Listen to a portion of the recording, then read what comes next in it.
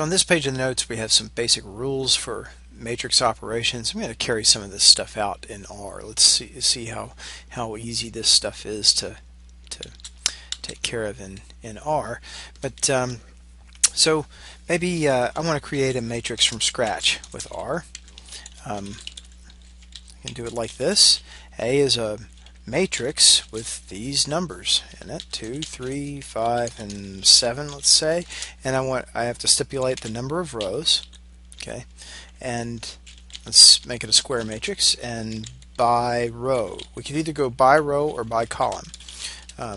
So if I type this, see, I've made a mistake. It should be in row equals 2. There we go. Then now if I type A, I see it's this matrix here. It goes 2, 3, and then jumps to the next row, 5, 7. On the other hand, if I typed false for by row, then that would actually give me this matrix. It's actually the transpose, right? 2, 3, 5, 7. Now let me get my original matrix back.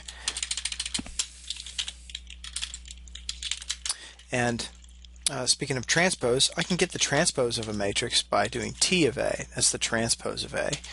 Okay, and so you see that in fact, because A is actually this matrix, 2, 3, 5, 7, the transpose of A is 2, 5, 3, 7, like that. Okay.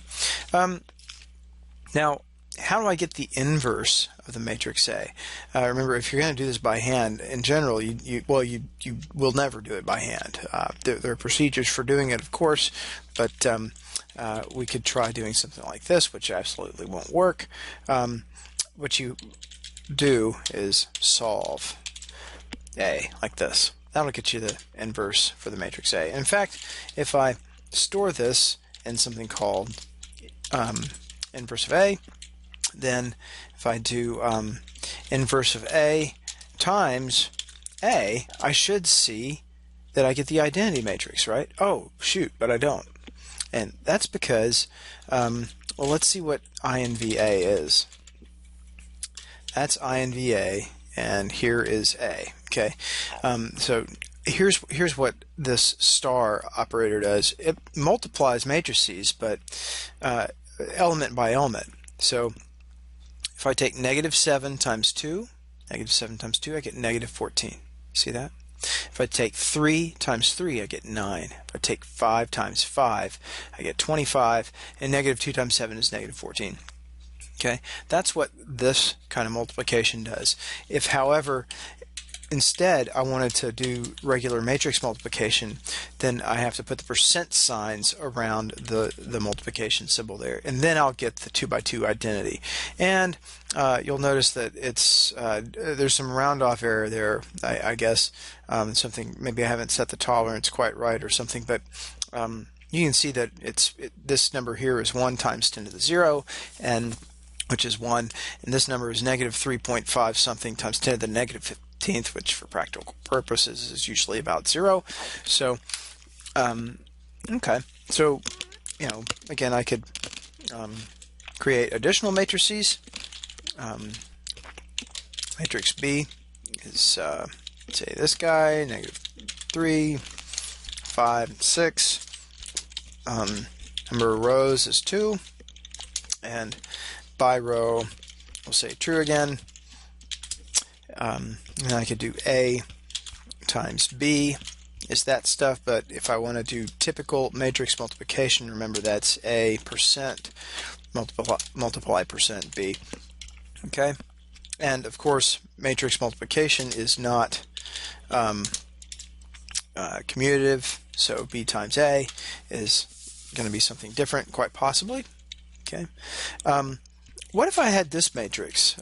What if I had a matrix called C, and maybe it's well, let's give it columns that are linearly dependent.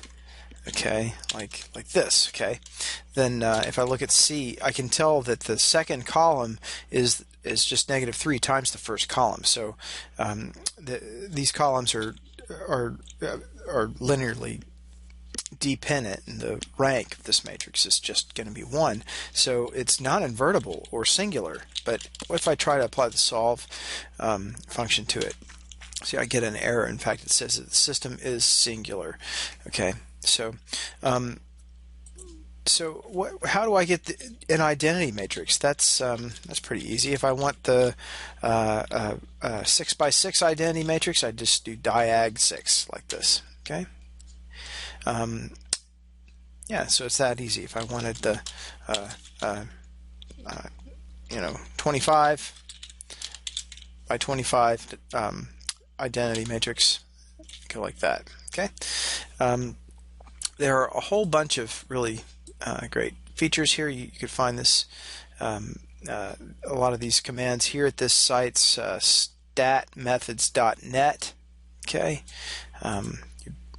I go to this site a lot. Again, whenever I want to learn how to do anything at all in R, I just Google it. But this site has some nice has a nice list of the functions there. You can see if you want to get element-wise multiplication, you do like we said, or if you want matrix multiplication, you do that. You can get cross products, transposes, diagonals. Here's one that we're going to use. The eigenfunction of A will give you the eigenvalues and eigenvectors of a matrix A.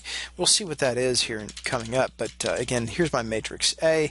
If I type eigen of A, it'll give me these things called the eigenvalues and the eigenvectors of A.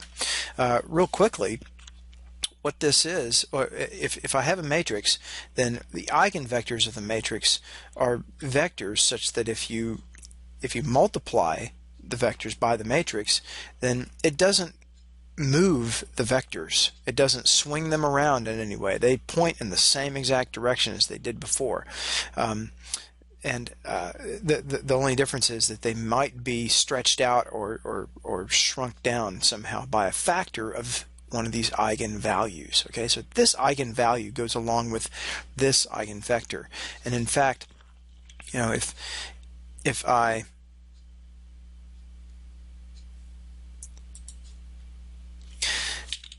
I say eig, okay, so I'll store all that stuff in eig and look at the vectors. Okay, then I get those.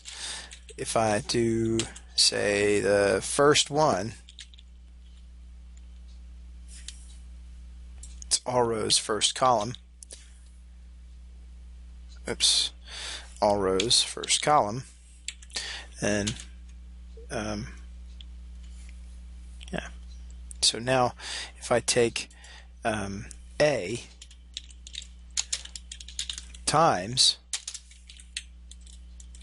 try that again, A times that eigenvector, I get this vector, which is exactly, in fact, this eigenvector here, but multiplied by this constant 9.109772. Okay, let me copy that. Okay, so let me try this again. I'll do this times that. We'll see what happens. It's not what I thought it would do. It's because